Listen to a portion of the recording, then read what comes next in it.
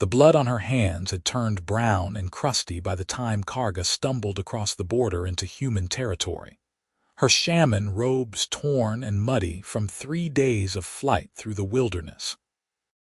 She had not meant to kill him, but the clan elder's son had deserved worse than the fever curse she had laid upon him when he had tried to force himself on young Mela. And when he died screaming 2 nights later, the entire clan had turned on her with accusations of forbidden magic and dark intentions. Now she was alone, hunted by her own people, crossing into lands where orcs were seen as monsters to be killed on sight. But at least here the humans would give her a quick death rather than the slow torture her former clan would inflict if they caught her.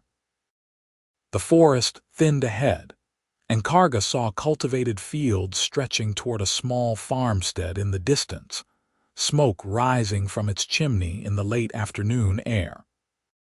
Her stomach cramped with hunger, reminding her that she had eaten nothing but wild roots and stream water since fleeing, and her shaman training told her that her body was reaching its limits. She knew approaching a human dwelling was madness, but the alternative was collapsing here in the woods and dying alone, and somehow that seemed worse than whatever end the humans might give her. She made it halfway across the first field before her legs gave out, sending her sprawling face first into the freshly tilled earth. The world spun around her, and she tasted blood in her mouth from where her tusk had cut her lip. She tried to push herself up, but her arms trembled uselessly, and darkness crept in at the edges of her vision.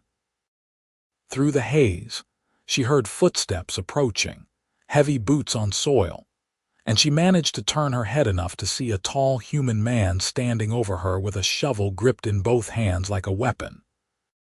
"Please," she managed to whisper in the human tongue, words she had learned from trading parties but never thought she would need for begging. "Please, I mean no harm." The man's face was hard to make out with the sun behind him, but she could see his jaw clench, could see the shovel rise higher. Then he paused, and she heard him mutter something under his breath that sounded like a curse. The shovel lowered, and strong hands gripped her shoulders, turning her over onto her back. She found herself staring up into a weathered face with deep brown eyes and a scar across one cheek.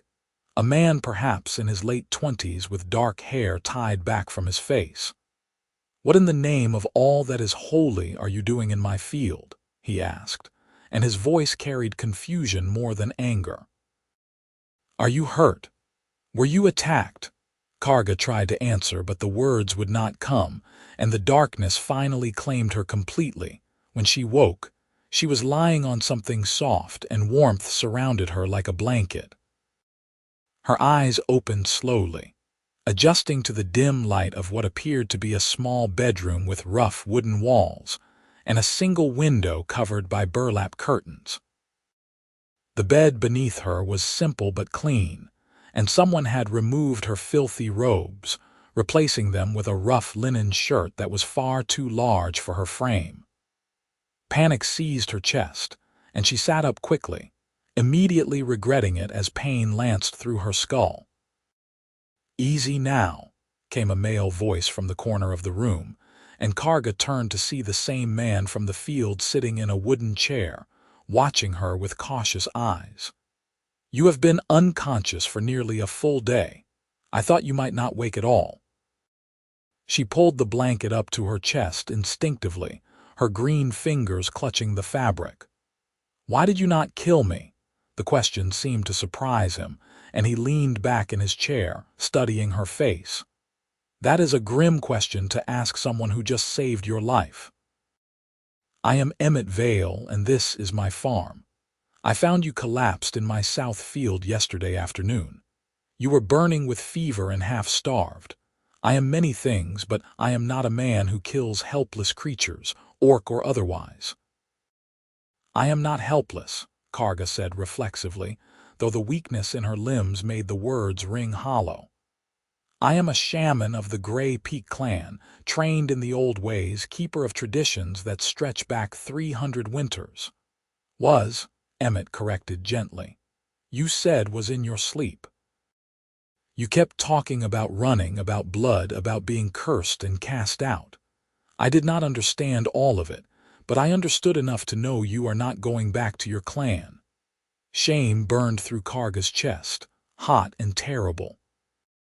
She looked away from his steady gaze, focusing instead on her hands resting on top of the blanket.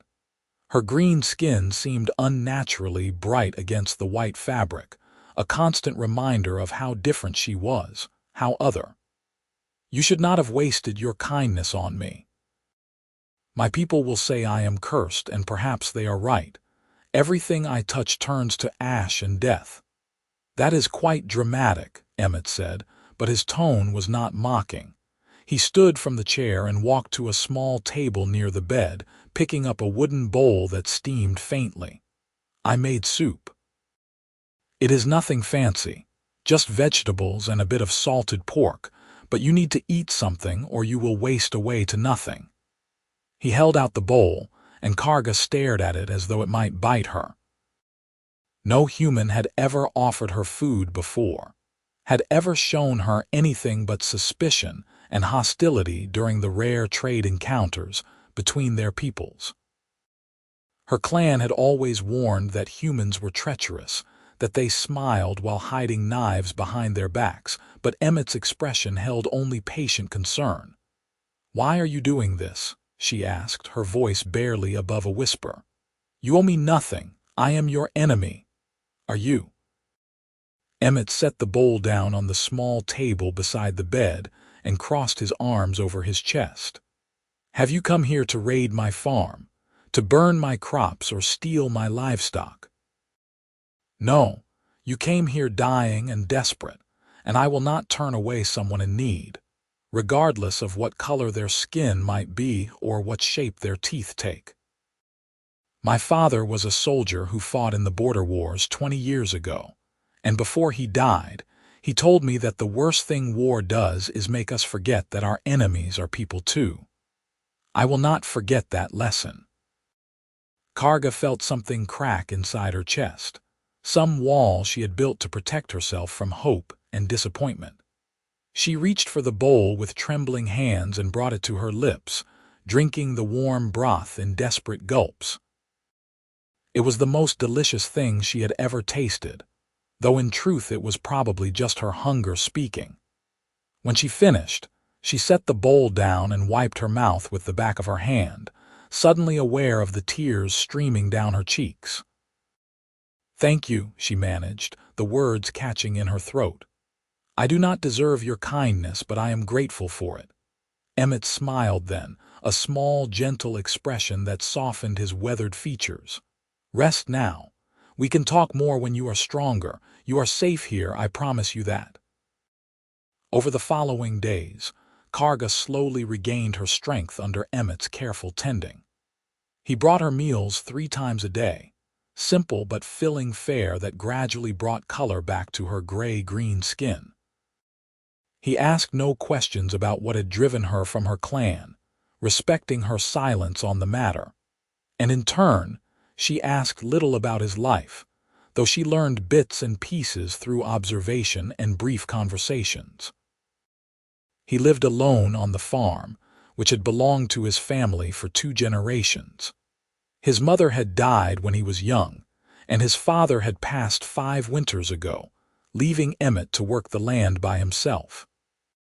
It was a hard life, she could see, with calluses on his hands and lines of fatigue around his eyes, but he never complained, never showed anything but steady determination to keep going. By the 4th day, Karga felt strong enough to leave the bed, and she insisted on helping with chores despite Emmett's protests. She was not accustomed to idleness, and lying in bed while he worked made her feel like a burden. He finally relented and gave her simple tasks, showing her how to gather eggs from the chicken coop and feed the 2 pigs that rooted in their pen behind the barn. The chickens were suspicious of her at first, squawking and fluttering away whenever she approached. But Karga had always had a way with animals, a gift from her shaman training that allowed her to project calm and safety. Within an hour, the hens were eating grain from her palm, and she felt a small spark of joy at this simple connection. She was returning from the coop with a basket of eggs when she saw 3 men on horseback approaching the farm from the main road. Emmett had been repairing a section of fence near the barn, and he straightened at the sight of them, his expression growing wary. Karga felt ice slide down her spine, and she quickly set the basket down and moved to stand behind the barn, watching from the shadows as the riders drew closer. They wore the rough leather armor of militiamen, and each carried a sword at their hip. The man in front was older, perhaps in his 40s, with a thick gray beard and hard eyes that swept across the farmyard with practiced assessment. "Emmett Vale," the bearded man called out, not bothering to dismount. "We are conducting searches of all farms along the border. There have been reports of an orc raiding party in the area, and we are here to ensure your safety." "I appreciate your concern, Captain Morris," Emmett replied, his tone carefully neutral. "But I have seen no signs of any orcs near my property. Everything has been quiet." "Nevertheless, we need to search your buildings," Morris said, signaling to his 2 companions to dismount. "It is standard procedure. I am sure you understand." Karga's heart hammered against her ribs as she watched the 2 younger militiamen begin walking toward the barn where she hid. She looked around frantically for a better hiding place, but there was nothing, nowhere to go that they would not find her. Her shaman training had taught her some magic, small workings of protection and healing, but nothing that could hide her from determined searchers. Then Emmett stepped into their path, his body language shifting to something more confrontational. "Actually, Captain, I do not consent to a search. This is private property, and unless you have evidence of wrongdoing, you have no authority to enter my buildings." Morris's expression darkened, and he swung down from his horse with deliberate slowness. "That is an interesting position to take, Vale. Makes a man wonder what you might be hiding. Are you harboring enemies of the realm? That would be treason, you know." "I am harboring nothing but my livestock and my tools," Emmett replied firmly. "And I am standing on my rights as a freeholder. My father fought for those rights in the border wars, bled for them, and I will not surrender them just because you wave a sword at me." The tension stretched between them like a drawn bowstring, and Karga knew she had to make a choice. She could stay hidden and let Emmett face whatever consequences came from refusing the search, or she could reveal herself and accept her fate. Every instinct screamed at her to hide, to survive, but the memory of Emmett's kindness, of the way he had saved her life without asking for anything in return, made the choice clear. She stepped out from behind the barn, her chin raised despite the fear coursing through her veins. "There is no need for conflict. I am the orc you are searching for, and I am here of my own accord. Emmett Vale has done nothing wrong except show mercy to a stranger." All 3 militia men immediately drew their swords, and Morris's face twisted with vindication. "So you were hiding an orc?" "Emmett Vale, you are under arrest for she was dying in my field," Emmett interrupted, his voice rising with anger. "Was I supposed to let her die? Is that what we have become? People who leave others to suffer because they look different from us?" "She is an orc," Morris said, as if that explained everything. "They are not people, they are animals, dangerous animals that have killed hundreds of our kin in raids and battles. You should have reported her presence immediately." Karga watched Emmett's hands curl into fists at his sides, saw the muscles in his jaw tighten with barely contained fury. Something warm bloomed in her chest at the realization that he was angry on her behalf, that he was willing to fight for her despite barely knowing her. Then arrest me if you must, Emmett said coldly, but you will leave her alone. She has committed no crime in human territory and she is under my protection as a guest on my property. Morris laughed, a harsh, ugly sound. Your protection means nothing, boy. We are taking the orc into custody, and you are lucky we do not drag you off to jail alongside her. Men, seize the creature. The two younger militiamen moved toward Karga, their swords held ready, and she felt power gathering in her chest, the old magic her grandmother had taught her rising to the surface. She could hurt them, could lay curses on them that would leave them screaming, but she knew that doing so would only confirm every terrible thing they believed about her people. Instead, she stood perfectly still, letting them grab her arms roughly and force her to her knees in the dirt. There is no need for chains, Morris said, eyeing her with disgust. Just tie her hands and put her on the back of your horse. We will bring her to the garrison and let the commander decide what to do with her. As the young man behind her began wrapping rough rope around her wrists, Karga met Emmett's eyes across the farmyard. She tried to convey gratitude in that look, tried to tell him silently that his kindness had meant everything to her, that for a few brief days she had felt safe and valued in a way she had never experienced before. Then the rope pulled tight, biting into her skin, and she was hauled to her feet. Emmett took a step forward, and for a moment, Karga thought he might do something reckless, might try to fight 3 armed men to save her. "Please," she said quickly, her voice steady despite her fear. "Please do not do anything foolish. You have already given me more than I deserved. Let them take me. I will face whatever comes with dignity." But Emmett's expression was set with determination, and he turned to Morris with cold calculation in his eyes. "If you take her, I will ride to the regional governor's office and file a formal complaint about your abuse of authority. I will testify that you conducted an illegal search without evidence or warrant, and I will make sure every freeholder along the border knows that their rights mean nothing if militia men can simply ignore them whenever convenient." Morris's confidence faltered slightly, and Karga saw uncertainty flicker across his face. The politics of the human territories were complex, she knew, with power divided between military authorities and civilian governance, and Morris clearly did not want to create problems for himself. "The governor will not care about one orc," Morris said, but his tone lacked conviction.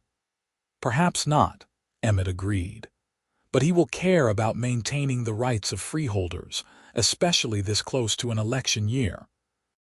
You know as well as I do that the farmers along the border hold significant voting power, and if word spreads that the militia is conducting warrantless searches, it could cause considerable political difficulty for your superiors." The standoff stretched for several long heartbeats, and Karga held her breath, barely daring to hope.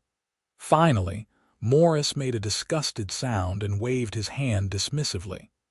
"Release her. But Vale, if that creature commits any violence, if there is a single incident that can be traced back to her presence here, I will personally see you hanged for treason. Do you understand?" "Perfectly," Emmett said, not backing down an inch. The young militiaman untied Karga's hands, and she stood rubbing her wrists as the 3 men mounted their horses. Morris shot one last venomous look at her before turning his horse and riding away, his companions following close behind. When they were out of sight, Karga found herself shaking, the delayed shock of how close she had come to capture washing over her in waves. Emmett moved to her side, his hand gentle on her shoulder, steadying her. "Are you all right?" he asked, genuine concern in his voice. "You should not have done that," she said, her voice barely above a whisper. "You should have let them take me.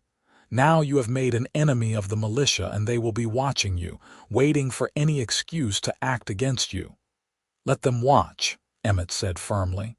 "I meant what I said. You are under my protection, and I do not say such things lightly. Come, let us go inside. You look ready to collapse again." That evening they sat together at the small wooden table in Emmett's kitchen, a simple meal of bread and cheese between them. Karga found herself studying his face in the candlelight, memorizing the sharp line of his jaw, the way his eyes crinkled slightly at the corners when he was thinking. She had never spent time alone with a human man before, had never imagined that one could be so fundamentally kind and decent. "Why did you really stand up for me?" she asked quietly. "The truth this time, not talk about your father's lessons or rights of freeholders. You put yourself at risk for someone you barely know, someone whose people have killed your kind. Why?" Emmett was silent for a long moment, turning his cup of water between his hands. "Do you know what it is like to be lonely?" he finally asked. "Not just alone, but truly lonely. To go weeks or months without anyone to talk to, without anyone who sees you as a person rather than just a pair of hands to work the land." Karga thought of her time in the clan, of how the other shamans had viewed her gifts with suspicion, how she had been kept at a distance even before the curse that drove her out. "Yes," she said softly, "I know that feeling well. When I found you in my field, you were the first person to set foot on this farm in over 3 months.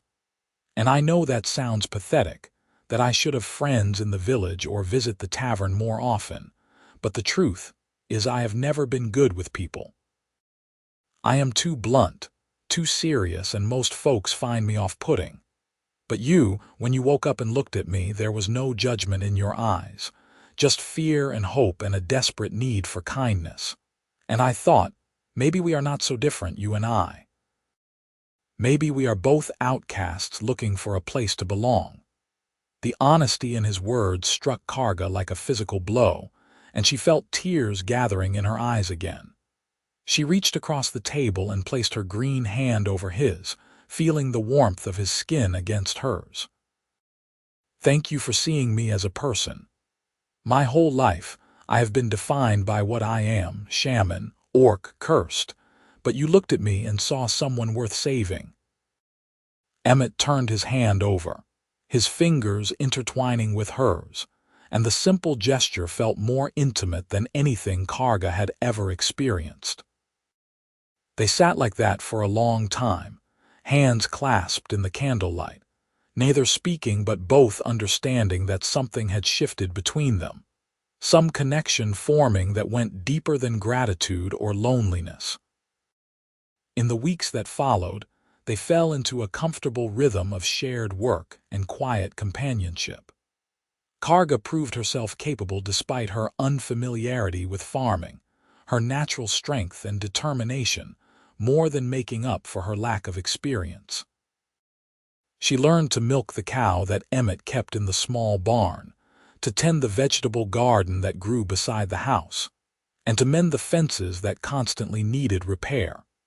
Emmett, in turn, showed genuine interest in her shaman training, asking questions about herb lore and healing practices. She taught him which plants could reduce fever and which could soothe burns, and he listened with an attentiveness that made her feel valued in a way the clan elders never had. They would spend evenings sitting by the fire, her speaking of the old traditions and him sharing stories of his childhood on the farm. One night, as autumn began to paint the trees in shades of gold and red, Emmett asked the question she had been dreading. "What happened with your clan? What drove you out?" Karga stared into the fire, watching the flames dance and flicker. She had known this conversation was inevitable, but that did not make it easier. "There was a boy," she began slowly. "A young girl, really, only 15 winters old. The clan elder's son decided she would be his, regardless of her wishes. When he cornered her behind the storage huts, I was gathering herbs nearby and heard her crying for help." She paused, her hands clenching into fists at the memory. "I cast a curse on him, a fever to sicken him enough that he would leave her alone. It should have been mild, should have lasted only a few days. But something went wrong. The fever burned hotter than I intended, and within 2 nights he was dead. The elders said I used forbidden magic, that I meant to kill him from the start. They called me cursed, said my power was tainted with darkness. But you were protecting someone, Emmett said, anger creeping into his voice. You were doing the right thing. Intent does not matter if the result is death, Karga replied bitterly. I killed the son of the clan elder. Whether he deserved it or not, whether I meant to or not, I took a life. And in my clan, that is an unforgivable sin for a shaman. We are meant to heal, not harm. So they cast me out, declared me cursed and banished. If they catch me, they will execute me slowly, painfully, as an example to others who might consider using their gifts for violence. Emmett moved closer to her on the bench, his presence warm and solid beside her. You are not cursed. You are brave and strong, and you did what you had to do to protect someone weaker. There is honor in that, regardless of what your clan elders might say. Karga turned to look at him and found his face only inches from hers, his brown eyes reflecting the firelight. You barely know me. How can you be so certain? Because I have spent weeks watching you, Emmett said simply. I have seen how gently you handle the animals, how carefully you tend the garden, how you whisper prayers of thanks over every meal even though you think I cannot hear. You have a good heart, Karga. That much is clear to anyone with eyes to see. The way he said her name, soft and reverent, made something flutter in her chest. She had never felt drawn to anyone before, had never understood the romantic poetry the human traders sometimes recited. But looking at Emmett now, at this kind, lonely man who had risked everything to protect her, she felt something warm and fierce blooming inside her heart. Emmett, she whispered, testing the shape of his name on her tongue. I have never, I do not know how to. What I am trying to say is, he smiled gently and raised one hand to cup her cheek, his thumb brushing softly across her green skin. You do not have to say anything. I feel it too. When he kissed her, it was soft and tentative, a question rather than a demand. Karga's first instinct was to pull away, to remind him of all the reasons this was impossible, but instead she leaned into the kiss, her hands coming up to rest on his chest. He tasted like the honey tea they had shared after dinner, sweet and warm, and kissing him felt like coming home after a long journey. When they finally broke apart, both breathing heavily, Karga rested her forehead against his. This is madness. Your people will never accept us together, and if my clan ever learned I had taken a human lover, they would see it as the ultimate betrayal. Then we will not tell them, Emmett said, his arms wrapping around her waist and pulling her closer. We will build our own life here, away from clans and villages and all the people who want to tell us who we can and cannot love. It will not be easy, but nothing worth having ever is. Karga wanted to believe him, wanted to imagine a future where they could be together without consequence, but she knew the world was rarely so kind. Still, as she sat there in his embrace, feeling safer and more cherished than she had ever felt before, she allowed herself to hope. The first frost came in late October, covering the fields in a delicate layer of white that sparkled in the morning sun. Karga woke early, as was her habit, and dressed quietly so as not to wake Emmett. They had been sharing his bed for 2 weeks now, though they had not progressed beyond kissing and gentle touching, both hesitant to rush something that felt so precious and fragile. She made her way to the kitchen and started a fire in the hearth, beginning preparations for breakfast. She had just set water to boil when she heard horses approaching, multiple riders moving fast. Her heart clenched with fear, memories of the militia's previous visit flooding back, and she moved to the window to look out. What she saw made her blood run cold. At least a dozen orc warriors on heavy war horses were riding toward the farm, their armor dark and brutal in the early morning light. She recognized the banner they carried, the gray mountain peak on black cloth that marked them as members of her former clan, and she knew with absolute certainty that they had come for her. "Emmett," she called urgently, rushing back to the bedroom. "Emmett, wake up! We have to run." He sat up instantly, years of living on a frontier farm having taught him to wake fully alert. "What is it, my clan? They have found me. There are at least 12 warriors outside, and they will kill you just for sheltering me. We have to go now." But even as she said it, she heard the thunder of hooves entering the farmyard, heard harsh voices calling out in the orcish tongue demanding her surrender. Emmett moved to the window and cursed softly at what he saw. "There are too many. We would not make it 10 feet before they ran us down." He turned to her, his face set with grim determination. "You have to hide. There is a root cellar beneath the kitchen with a hidden door. You can—" "No," Karga interrupted. "I will not cower while they burn your farm and possibly kill you looking for me. I am done running, Emmett.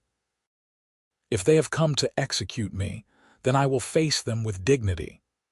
"Please," Emmett said, and the desperation in his voice broke her heart. "Please, I cannot lose you. Not now, not after I finally found someone who makes this lonely life worth living." Karga crossed to him and kissed him fiercely, pouring all her love and fear and determination into that kiss. When she pulled back, she cupped his face in her hands. "Then fight for me, not with weapons but with words. Show them that I am worth more than their judgment, that I have found something here worth preserving." Before he could respond, the door to the farmhouse crashed open, and 3 orc warriors pushed inside, their weapons drawn. They were all males she recognized from her clan, seasoned fighters who had participated in dozens of raids against human settlements. Leading them was Groth, the cousin of the elder's dead son, his face twisted with hatred as his eyes locked onto Karga. "So it is true," he snarled in Orcish. "The cursed Shaman has taken refuge with the humans, has allowed herself to be tainted by their weakness. You disgrace everything our clan stands for." "I disgrace nothing," Karga replied in the same language, drawing herself up to her full height. "I was cast out for protecting an innocent. If that is disgraceful in your eyes, then I want no part of your clan's honor." "You killed my cousin," Groth said, taking a step closer. His hand tightened on his sword, and Karga saw murder in his eyes. "You used forbidden magic to murder him, and then you fled before justice could be served. But there is no fleeing from the Grey Peak clan. We will have our vengeance." Emmett moved to stand between Karga and the warriors, despite being unarmed and facing opponents who could kill him with ease. "She is under my protection. If you want to harm her, you will have to go through me first." Groth looked at Emmett with contempt, then switched to rough but understandable human speech. "Stupid human. You die for nothing. She is orc, you are human. She cares nothing for you, just uses you for safety." "That is a lie," Karga said fiercely, also switching to the human tongue so Emmett could understand. "He has shown me more kindness and respect than I ever received from the clan. He sees me as a person, not just a tool to be used or a threat to be eliminated. Sees you as person." Groth laughed, a harsh, ugly sound. "He sees you as animal he can tame, as pet to keep him company in his sad little life. When he grows tired of you, he will cast you out just as we did." Emmett's voice was steady and clear when he spoke. "I love her. I know it has only been a short time, but I love her with everything I am. And if you harm one hair on her head, I will spend the rest of my life ensuring that every human settlement along the border knows that the Grey Peak clan are murderers who kill defenseless refugees." The room fell silent at his declaration, and Karga felt her eyes fill with tears. He had said it, had spoken aloud the words they had both been dancing around for weeks, and he had done it while facing down armed warriors who could end his life in a heartbeat. Groth's expression shifted from contempt to confusion. You love an orc. That is not possible. Humans hate orcs, think us monsters. Some do, Emmett agreed. Just as some orcs hate all humans, but hate is a choice, not a destiny. I choose to love Karga because she is brave and kind and strong, because she makes me laugh and challenges me to be better. Her green skin and tusks do not change that. Her orcish blood does not change that. One of the other warriors, an older female with scars across her face, spoke up in orcish. Groth, perhaps we should reconsider. The elders sent us to retrieve a dangerous criminal, but what I see here is a shaman who has found peace and purpose. Is it truly justice to drag her back for execution when she has harmed no one in human lands? She killed my cousin, Groth repeated stubbornly. That crime demands blood. Your cousin was attempting to rape a child, Karga said coldly. I have no regrets about stopping him, and I would do it again without hesitation. If that makes me cursed in your eyes, so be it. The scarred female warrior's expression shifted, and she looked at Groth with new assessment. Is this true? Was your cousin attacking young Mela? That is not relevant, Groth said quickly, but his tone had turned defensive. He had claimed her by right of his father's status. She was his to take. That is not our way, the female warrior said firmly. The old laws are clear. No one may be taken without consent, regardless of status. If Karga was defending Mela from assault, then she acted righteously, not criminally. She used forbidden magic, Groth insisted. The fever curse she laid was too strong, too deadly. That alone is evidence of her corruption. Karga felt Emmett's hand slip into hers, his fingers intertwining with her green ones, and she drew strength from his presence. I lost control of the curse because I was angry and frightened. I did not mean for him to die, but I cannot bring him back, and I will not apologize for protecting an innocent. The scarred warrior studied them both for a long moment, her dark eyes moving from their clasped hands to their faces and back again. Finally, she turned to Groth. I will not participate in this execution. The human speaks truth. We would be murdering a shaman who acted in defense of our laws, simply to satisfy your desire for revenge. That is not justice. You dare defy me. Groth's hand moved to his sword. I lead this war party, and my word is law. Your word is nothing without the support of your warriors, the female said calmly. She looked to the third warrior who had entered the house, a young male who had been silent until now. What say you, Krev? Do we proceed with this execution or return to the clan and present the full truth to the elders? Krev looked uncomfortable, his gaze darting between Groth and the scarred warrior. Finally, he spoke, his voice quiet but firm. I say we tell the truth. Let the elders decide with full knowledge of what Karga was defending against. Groth's face flushed dark with rage, and for a moment, Karga thought he would attack his own warriors. But the sound of more footsteps outside reminded them all that there were still 9 other warriors waiting, and Groth could not afford to start a fight he might not win. Fine, he spat. We return to the clan. But know this, Karga. You may have convinced these 2 soft hearts, but the elders will not be so easily swayed. They will call for your death, and I will be the one to carry out the sentence. Then I will face them, Karga said, squeezing Emmett's hand. But I will not go alone. Emmett comes with me as my witness and advocate. A human at the clan council, Groth laughed harshly. That is forbidden. So is executing a shaman without a fair trial, the scarred warrior pointed out.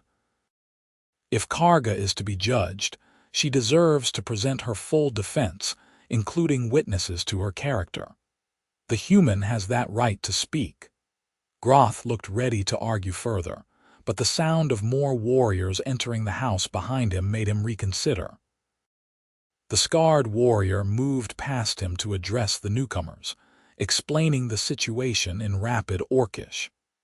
Karga watched as opinions divided, roughly half supporting Groth's call for immediate execution, and half agreeing that the matter deserved a proper trial.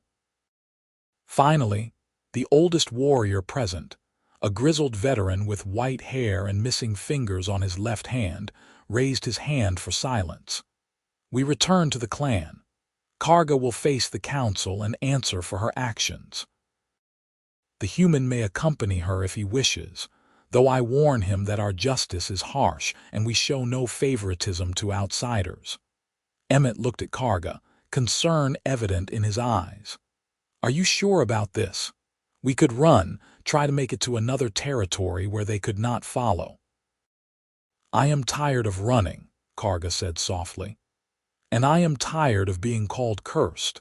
If there is any chance to clear my name to make the clan understand what truly happened, then I have to take it. But I understand if you do not want to come. This is not your fight." "Anywhere you go, I go," Emmett said firmly. "We face this together."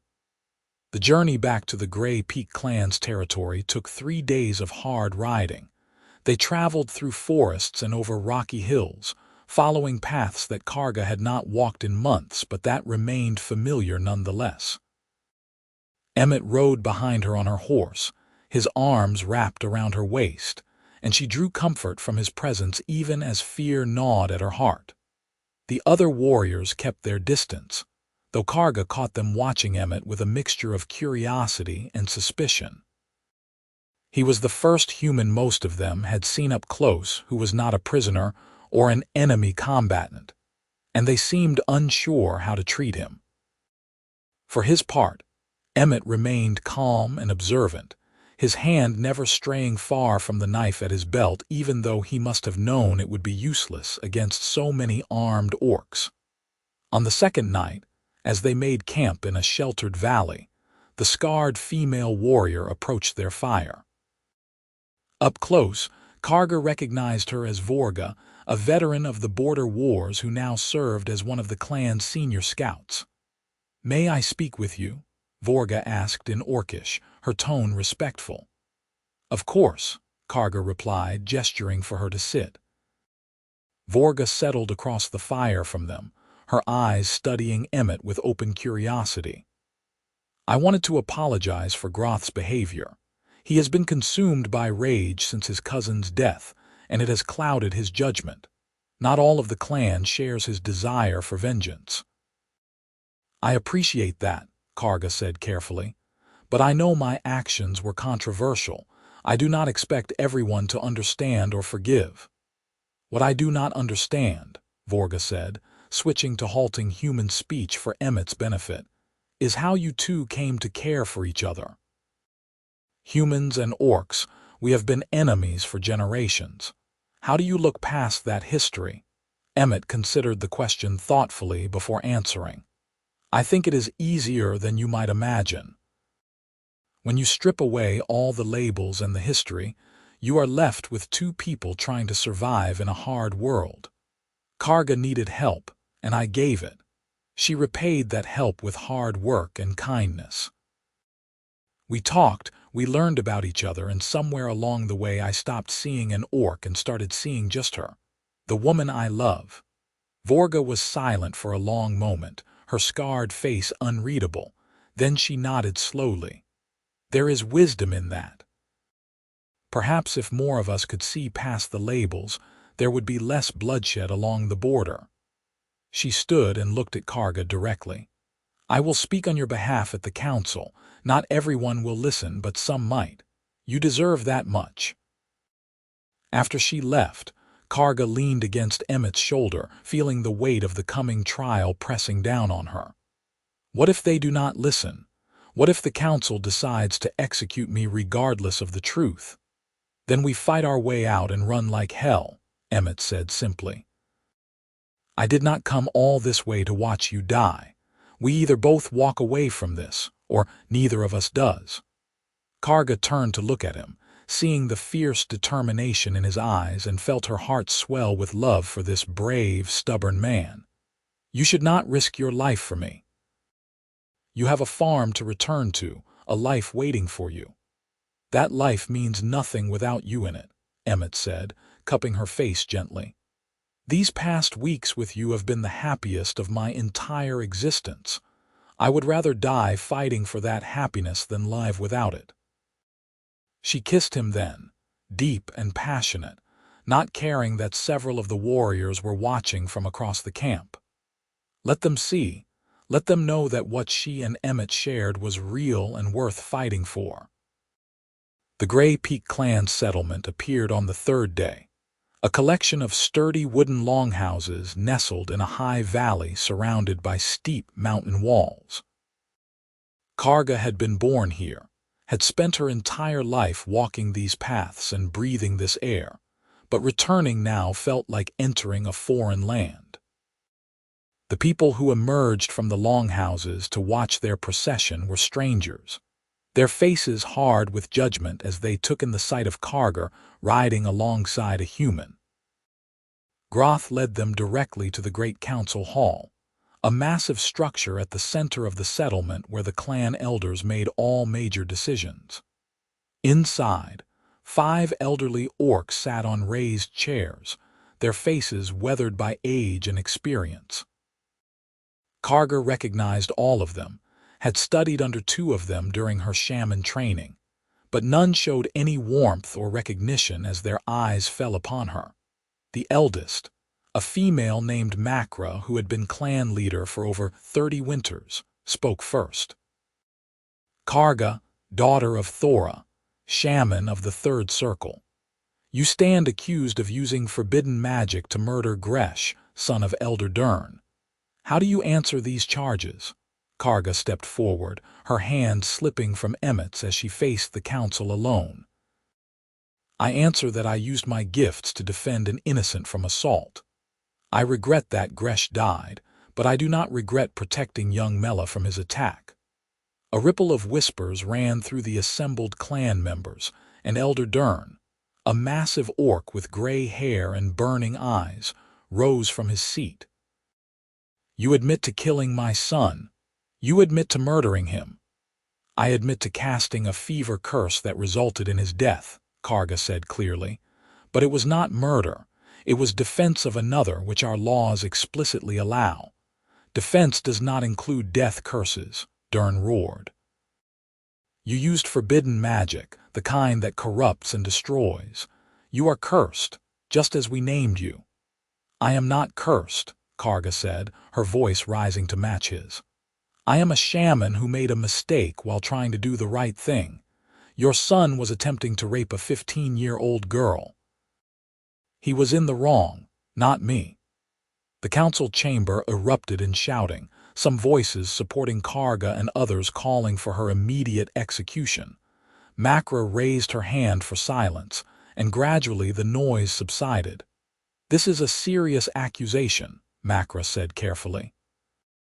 "Do you have proof that Gresh was attempting such a crime?" "I have the testimony of Mela herself," Karga replied. "If you would allow her to speak, she will confirm what happened."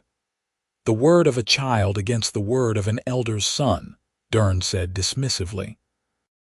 "We all know she was promised to Gresh. No doubt she invented this story to escape her duty." "It is not a story," came a new voice, and Karga turned to see young Mela pushing through the crowd, her face pale but determined. "Gresh tried to force himself on me. He said I belonged to him and that no one would believe me if I complained. Karga saved me. She is a hero, not a criminal." Dern pointed an accusing finger at the girl. "You lie to protect your friend. You bring shame on this clan with your falsehoods." "I speak the truth," Mela said, her voice shaking but firm. "And I am not the only one Gresh hurt. Ask Nara. Ask Ilsa. Ask any of the girls in the clan, and they will tell you what kind of male he really was." More voices rose from the crowd. young females stepping forward to share their own stories of Gresh's cruelty and predatory behavior. Karga watched Dern's face grow darker with each testimony, saw him realize that his son's reputation was being torn apart before his eyes. Finally, Emmett stepped forward, his presence commanding attention simply by virtue of being a human in an orc settlement.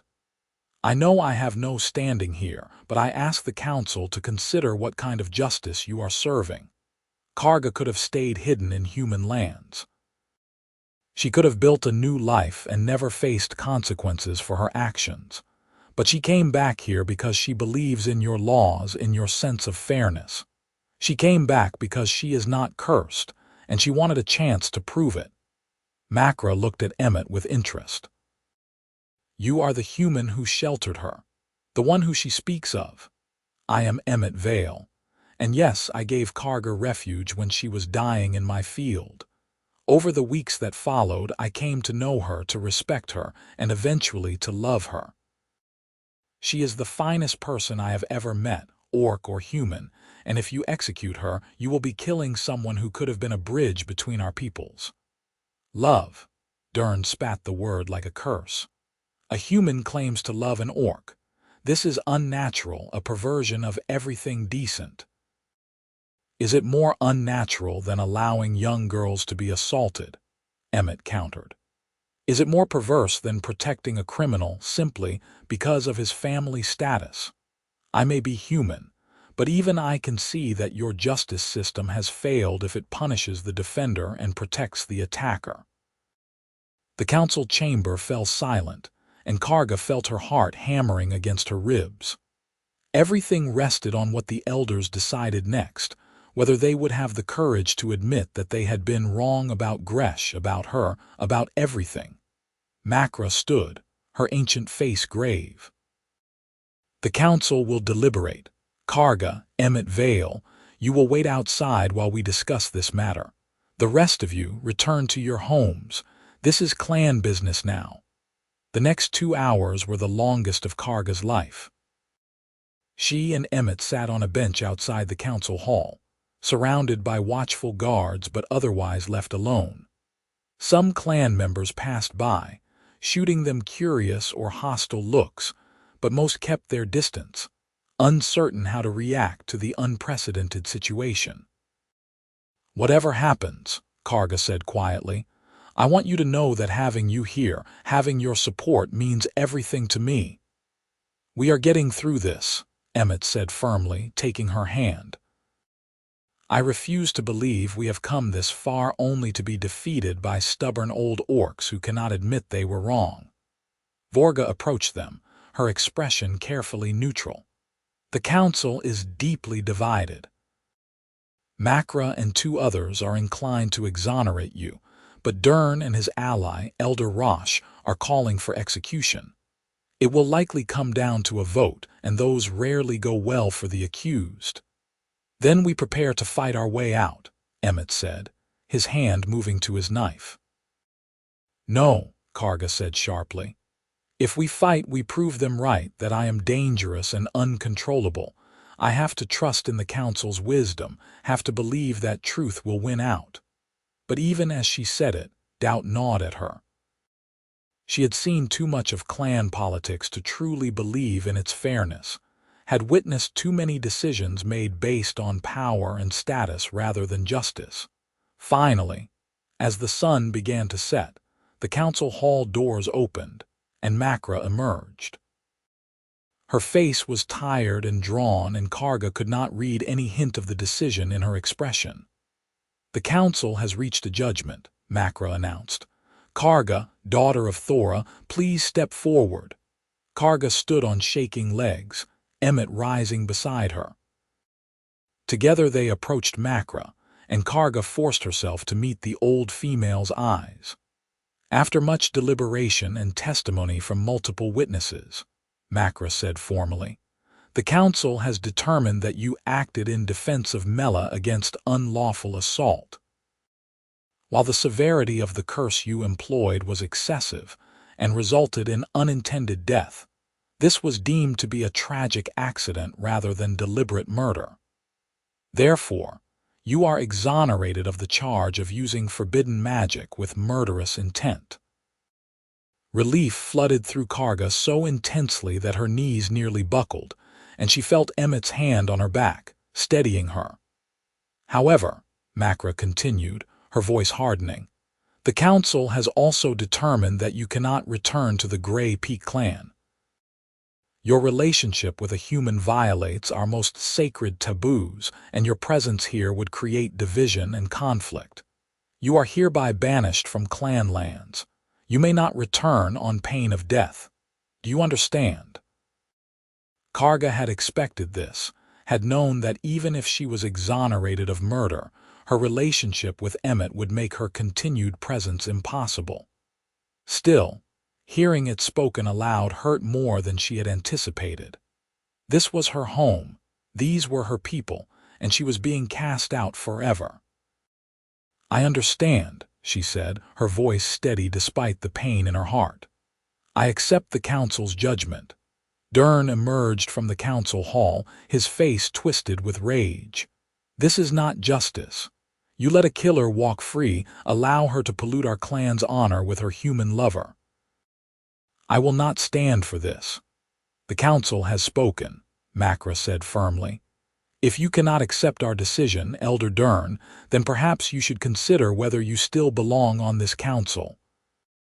For a moment, Karga thought Dern might attack Makra right there, but the presence of guards and the weight of the other elders' disapproval held him back. Instead, he turned his furious gaze on Karga. You have destroyed my family, brought shame on my name. I curse you, Karga. May you never find peace. May your human lover turn on you. May you die alone and forgotten. His words carried the weight of genuine malice, and Karga felt them like physical blows. But before she could respond, Emmett stepped forward, placing himself between her and Dern. Your curses have no power here, Emmett said coldly. Karga saved an innocent girl from your son's cruelty. If that brought shame to your family, then your family deserves that shame.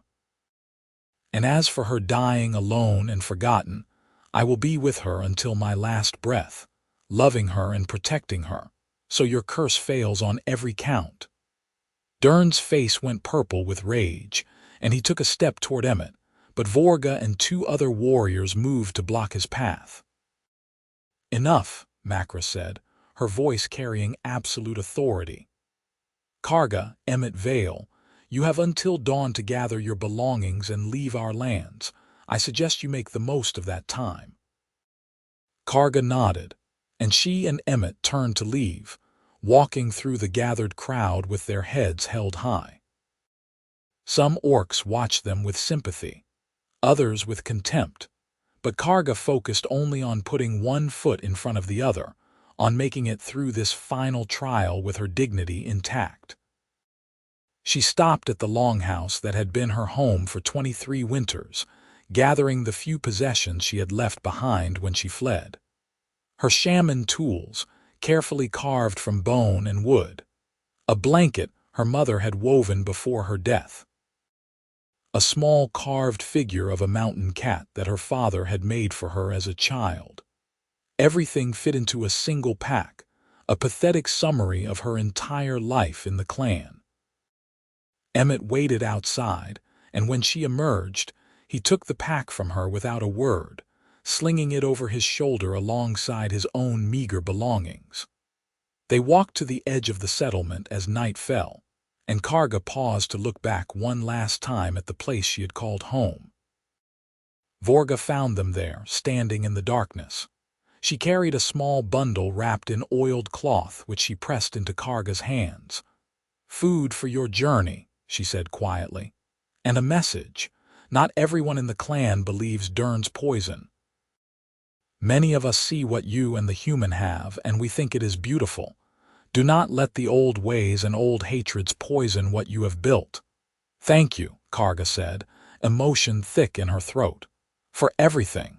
For speaking on my behalf, for seeing the truth. Vorga smiled, the expression transforming her scarred face. "I have lived through 2 wars and seen more death than anyone should. If you have found love and peace with a human, then hold on to it with both hands. That is rarer and more precious than any clan law or tradition." She clasped forearms with Karga in the traditional warrior's farewell, then nodded to Emmett before disappearing back into the darkness. They walked through the night, putting distance between themselves and the clan settlement. Neither spoke, both lost in their own thoughts and processing everything that had happened. When dawn broke, painting the sky in shades of pink and gold, they finally stopped to rest beside a small stream. "How are you feeling?" Emmett asked, sitting beside her on a fallen log. Karga considered the question carefully. "Strange.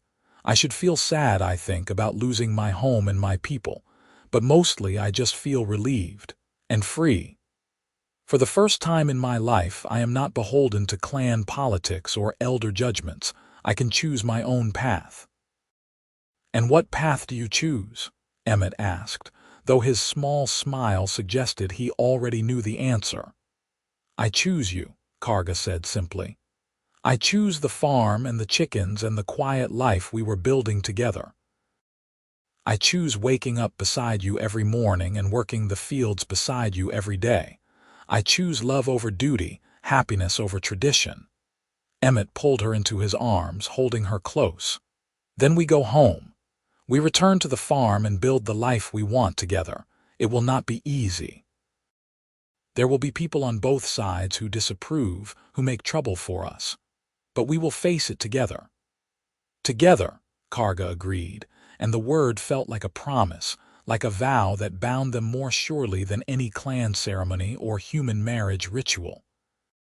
The journey back to Emmett's farm took a week, traveling on foot and stopping to rest when needed rather than pushing themselves to exhaustion. They passed through human villages, drawing stares and whispered comments, but no one challenged them directly. Whether it was Emmett's protective presence or simple shock at seeing an orc and human traveling together peacefully, Karga did not know and did not care. They arrived at the farm on a crisp autumn evening, the fields golden with dying grass, and the trees ablaze with fall colors. To Karga, it looked like paradise, like the home she had been searching for her entire life without knowing it. Over the following months, they settled into a comfortable rhythm. The farm prospered under their joint care, with Karga's knowledge of herbs and healing plants leading to a small medicinal garden that produced remedies they could trade in the village. Emmett built an addition to the house, expanding it to include a proper workspace for Karga's shaman practices and a larger bedroom for them to share. News of their relationship spread slowly through the region, bringing both supporters and detractors. Captain Morris made good on his implied threats, conducting occasional inspections of the farm on flimsy pretexts, but he never found any excuse to arrest them. Some neighbors began leaving gifts at the edge of their property, small offerings of food or tools accompanied by notes of encouragement. Others sent threats, ugly words scrawled on parchment and left where they would be found. Through it all, Emmett and Karga remained steadfast in their commitment to each other and to the life they were building. They learned each other's languages more fully, with Karga teaching Emmett Orcish and Emmett helping her polish her human speech. They shared stories of their pasts, their hopes for the future, and their fears about what the world might do to them. One evening in early spring, as they sat together on the porch watching the sun set over the fields, Emmett reached into his pocket and pulled out a small carved wooden ring. It was simple but beautiful, made from ash wood and polished to a soft gleam. "I know we cannot have a traditional wedding," he said, his voice nervous in a way Karga rarely heard. "Neither human priests nor orc shamans would bless our union. But I wanted to give you this anyway, as a symbol of my commitment to you."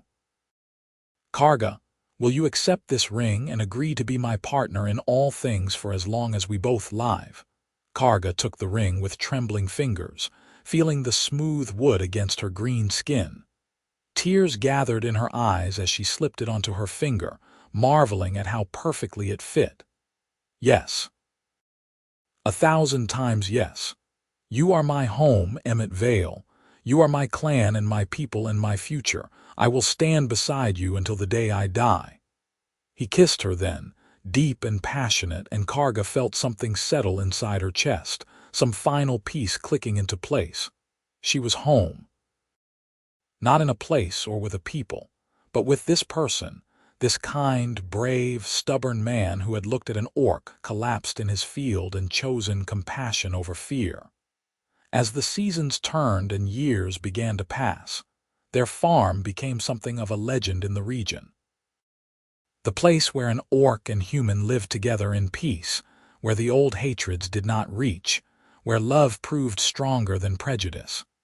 Some called it foolish, others called it beautiful, but all agreed it was remarkable.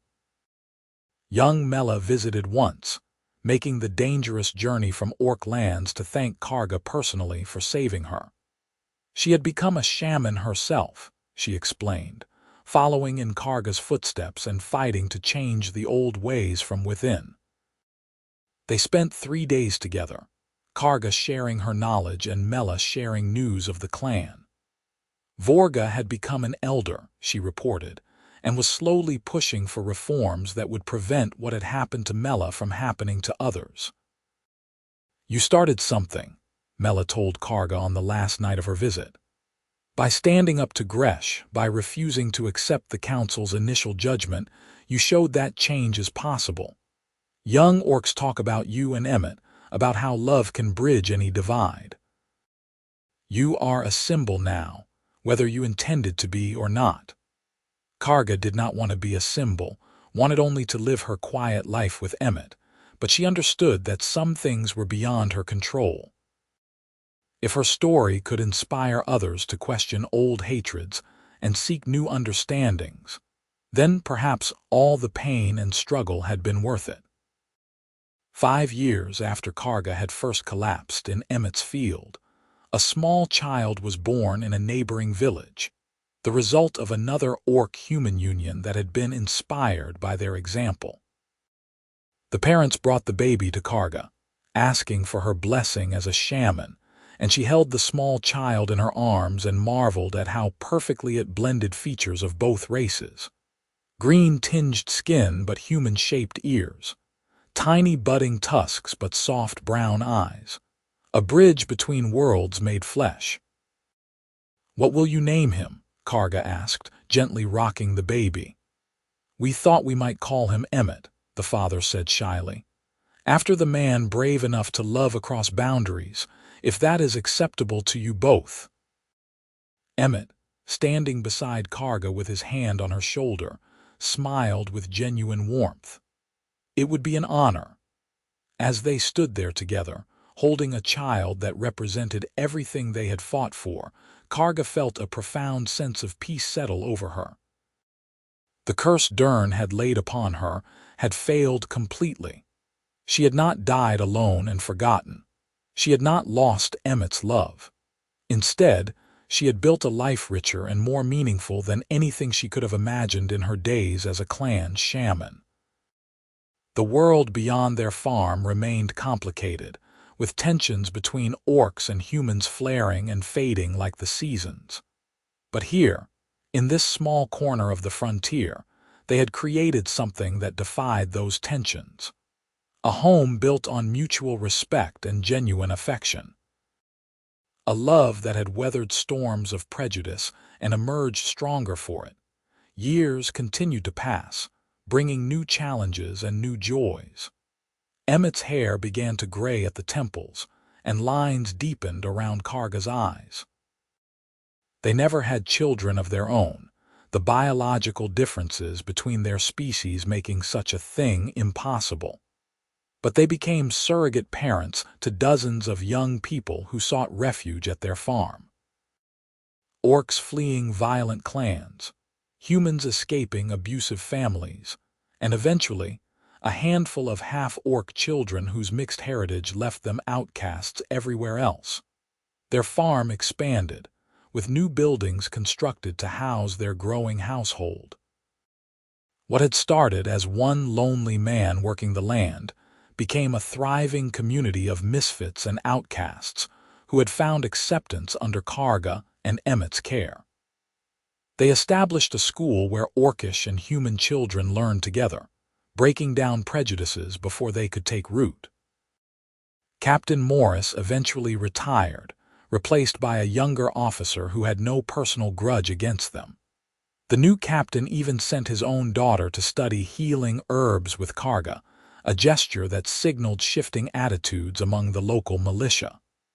Slowly, painfully, the world was changing. On their 10th anniversary, as they stood together in the fields they had worked side by side for a decade, Emmett turned to Karga with a contemplative expression. "You ever regret it?" he asked. "Leaving your clan, building this life with me? Do you ever wish you had stayed and fought to change things from within?" Karga thought about the question seriously, considering the life she might have lived if she had made different choices. "No," she said finally. "I do not regret anything. This life here with you has been beyond anything I could have dreamed. And I think we have changed more by example than I ever could have through arguments with stubborn elders. Look at what we have built, Emmett. Look at all the people who have found hope and home here."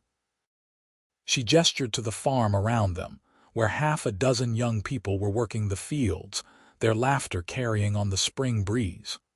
Orc and human working side by side, sharing jokes and stories, seeing each other as friends rather than enemies. "We did that," Karga continued. "We proved it was possible.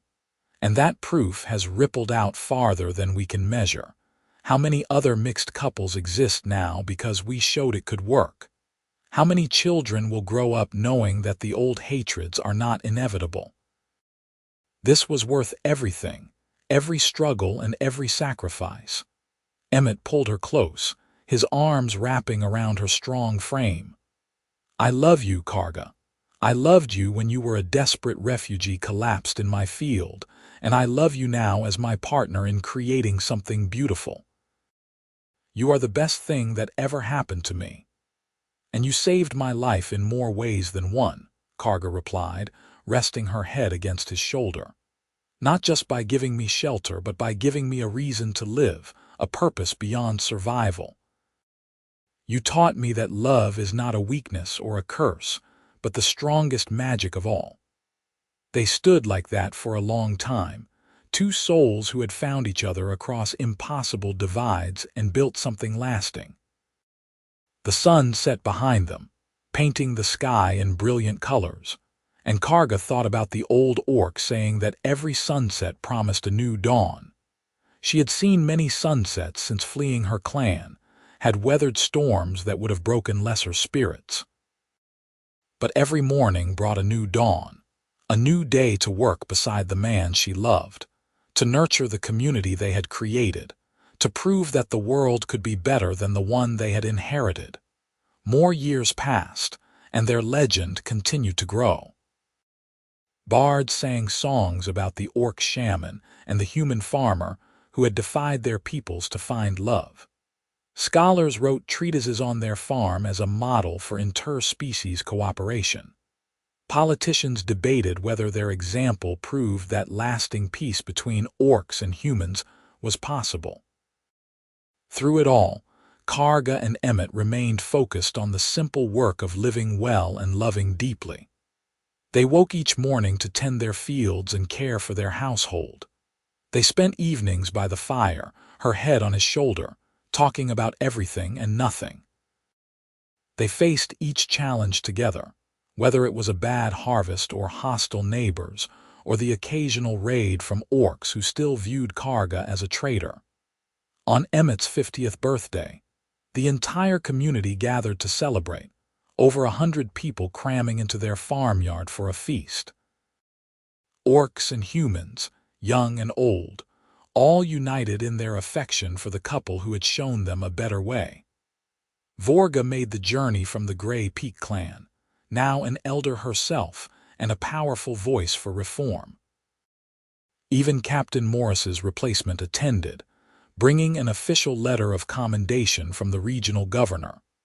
As Karga looked around at the gathered crowd, at all the lives they had touched and changed, she felt overwhelming gratitude for the path her life had taken.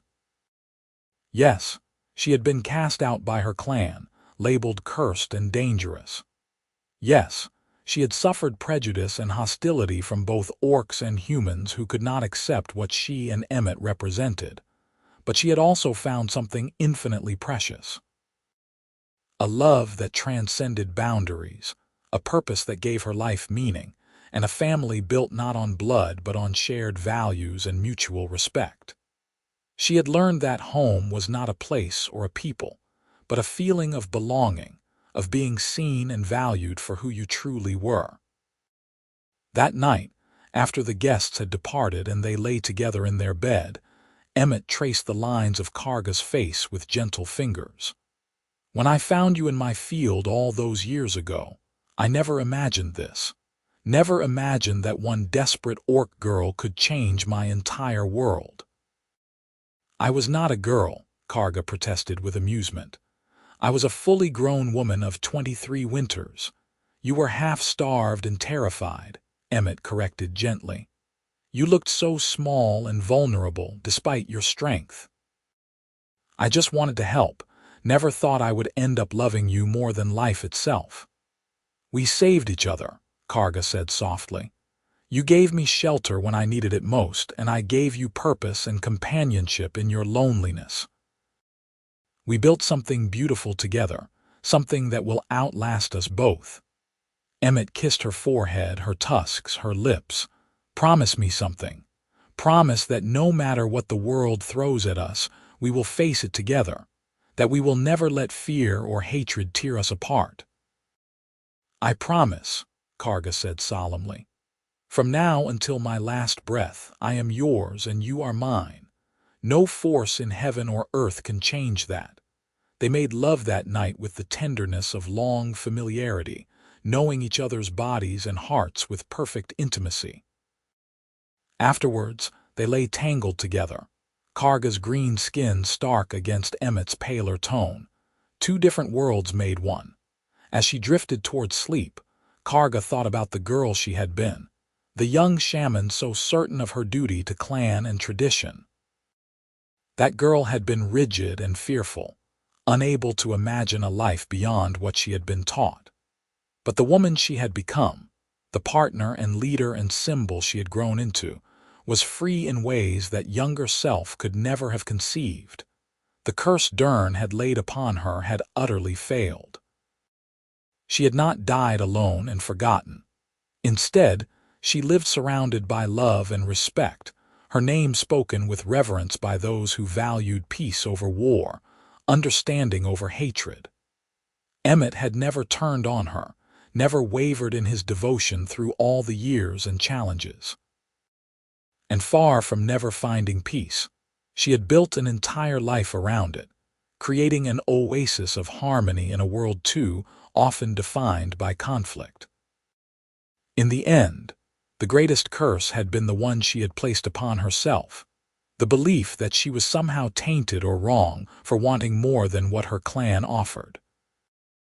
Breaking free of that curse, learning to value her own judgment and desires over the expectations of others, had been the most difficult and rewarding journey of her life, and she had not walked that path alone. Emmett had been beside her every step, his steady presence and unwavering love giving her strength when her own faltered. Together, they had proven that love could indeed bridge any divide, that two people determined to see each other's humanity could overcome any obstacle. The next morning dawned clear and beautiful, sunlight streaming through their bedroom window to wake them gently. Karga stretched and rose, pulling on her work clothes and heading to the kitchen to start breakfast. Emmett joined her shortly, and they fell into their familiar morning routine, moving around each other with the ease of long practice. As they sat down to eat, surrounded by several of the young people they had taken in over the years, Karga looked at Emmett across the table and smiled. He smiled back, his eyes crinkling at the corners, and in that simple exchange was everything they had built together: trust and affection and partnership and joy. "What are we working on today?" one of the younger orcs asked, a girl of 15 with bright copper skin and eager eyes.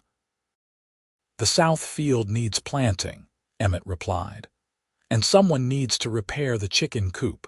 One of the boards came loose in last night's wind." "I will handle the coop," Karga offered. "My hands are better suited for detailed work than field labor anyway." The conversation flowed around them, easy and comfortable, and Karga marveled once again at how normal it all felt.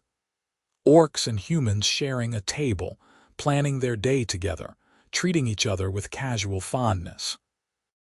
It was everything she had fought for, everything she had risked her life to achieve. After breakfast, as she worked on repairing the chicken coop, Vorga's words from years ago echoed in her mind. "If you have found love and peace with a human, then hold on to it with both hands." That is rarer and more precious than any clan law or tradition.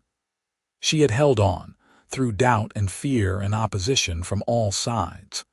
She had refused to let go of what she and Emmett shared, refused to accept that their love was wrong or impossible. And in holding on, she had discovered that love was indeed the strongest magic, more powerful than any curse or blessing a shaman could invoke. The years continued their steady march, bringing gray to Emmett's hair and silver to Karga's.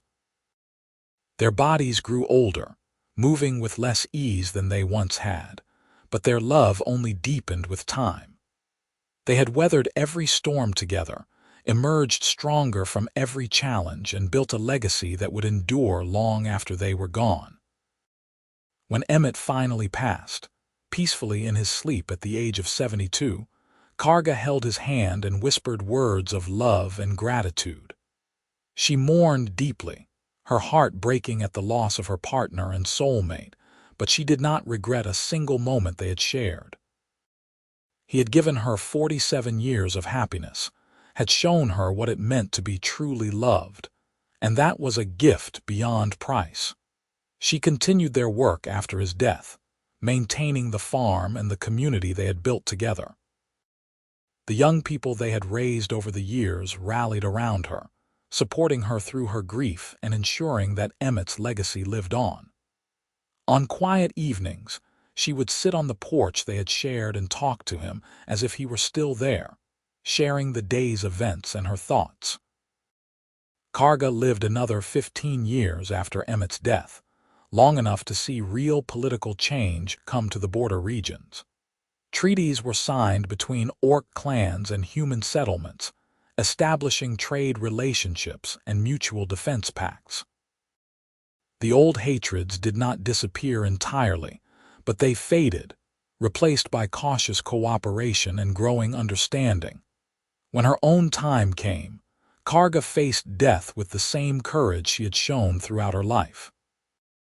Surrounded by the community she and Emmett had built, she closed her eyes for the last time, knowing that she had lived well and loved deeply.